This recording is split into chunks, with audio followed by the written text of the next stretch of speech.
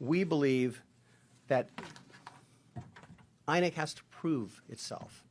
It has to prove the results it announced were true and were real. There are 176,600 polling stations. That's a lot of polling stations. Inec's rules required each polling station to collect the votes, count the votes, and they do it the old-fashioned way.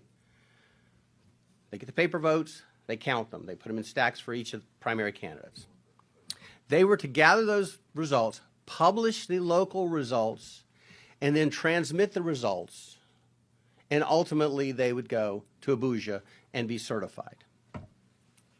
Well, what happened was they published some of the results early on, and then they took them down. And so what they have is something that looks a little bit like this, scribbling, when it used to look like this, where it was written.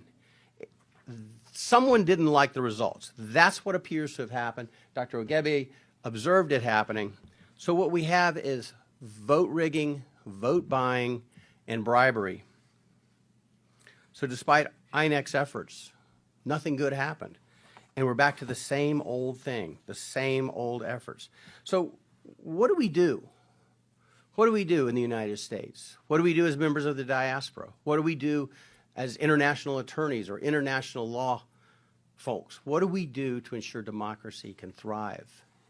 That the promise of 1960 can become true again, hopefully. Well, we are asking that Inec throw open the curtains and let the full light of truth come in to prove the transparency and the veracity of the results they've announced. If the results are true, they should be able to prove it. It is absolutely not extraordinary to ask them to prove it. Show me your math. We've all gone to school. Show me your math. You've got a number. Show me how you got to that number.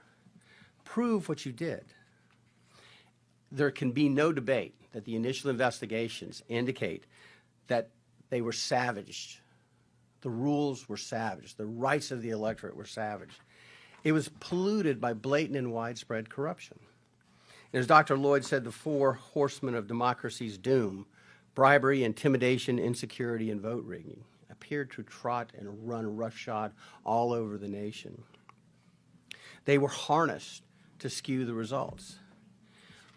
We, NADECO, call upon the people of Nigeria to act peacefully, but to demand that proof be provided to them, that Inec prove the results they've announced. We also call upon the international community to join together with the Nigerian judiciary in a concerted effort to condemn and set aside the hastily announced results and instead proceed with the solemn seriousness this deserves. Again, one of the